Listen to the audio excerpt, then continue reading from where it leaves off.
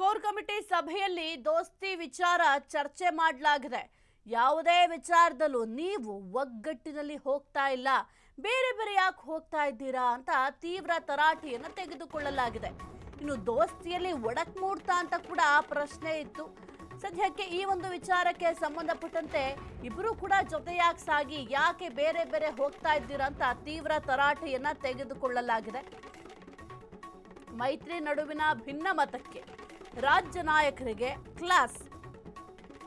JDS ಏನೇ ಮಾಡಿದ್ರು BJP support ಮಾಡಬೇಕು, ಬಿಜೆಪಿ ಏನೇ ಮಾಡಿದ್ರು ಜೆಡಿಎಸ್ ಬೆಂಬಲವನ್ನ ಕೊಡಬೇಕು, ಮೈತ್ರಿ ಧರ್ಮವನ್ನ ತೋರಿಸಬೇಕು. ದೋಸ್ತಿ ಸಮನ್ವಯತೆ ಕೊರತೆಗೆ ಹೈಕಮಾಂಡ್ ಫುಲ್ ಗರಂ ಆಗಿದೆ. ಕುಮಾರಸ್ವಾಮಿ ಜೊತೆ ಚರ್ಚಿಸಿ ಒಟ್ಟಿಗೆ ಹೆಜ್ಜೆ ಇಡಿ, ಇನ್ಮುಂದೆ ಮೈತ್ರಿಯಲ್ಲಿ ಗೊಂದಲ ಆಗದಂತೆ ಸಂದೇಶ. ರಾಜ್ಯ ಬಿಜೆಪಿ ಸಹ ಉಸ್ತುವಾರಿ ಸುಧಾಕರ್ ರೆಡ್ಡಿ ಸೂಚನೆ.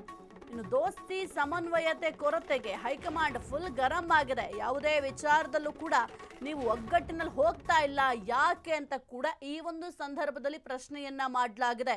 ಯಾಕೆಂತಂದ್ರೆ ಬಿಜೆಪಿಯಲ್ಲಿ ಒಡಕ್ ಮೂಡಿದೆ ಅಂತ ಕಾಂಗ್ರೆಸ್ನವರು ಹೇಳ್ತಾ ಇದ್ರು. ಜೊತೆಗೆ ಸಾರ್ವಜನಿಕ ವಲಯದಲ್ಲೂ ಕೂಡ ಇದು ಬಹಳ ಚರ್ಚೆ ಆಗ್ತಾ ಇತ್ತು. ರಾಜಕೀಯ ಪಡಸಾಲಿಯಲ್ಲೂ ಕೂಡ ಚರ್ಚೆ ಆಗ್ತಾ ಇತ್ತು. ಯಾವುದೇ ಒಂದು ಸಭೆ ಆಗಿರಬಹುದು, ಸಮಾರಂಭ ಆಗಿರಬಹುದು, ಮೈತ್ರಿ ಧರ್ಮವನ್ನ ಎರಡೂ ಪಕ್ಷಗಳು ಕೂಡ ತೋರಿಸ್ತಾ ಇಲ್ಲ. ಇನ್ನು ಬೇರೆ ಬೇರೆಯಾಗಿ JDS ನವರು ಹೋರಾಟ ಮಾಡ್ತಾರೆ. ಯಾವುದೇ ಒಂದು ವಿಚಾರ ತೆಗೆದುಕೊಂಡು ಕೂಡ ಬಿಜೆಪಿಯವರು ಕೂಡ ಅದೇ ರೀತಿಯಲ್ಲಿ ಬೇರೆಯಾಗಿ ಹೋರಾಟ ಮಾಡ್ತಾರೆ ಅಂತ ಕೂಡ ಬಹಳ ಚರ್ಚೆ ಆಗ್ತದೆ. ಇದು ಇತ್ತೀಚಿನ ದಿನಗಳಲ್ಲಿ ನೀವು ಕೂಡ ಗಮನಿಸಬಹುದು.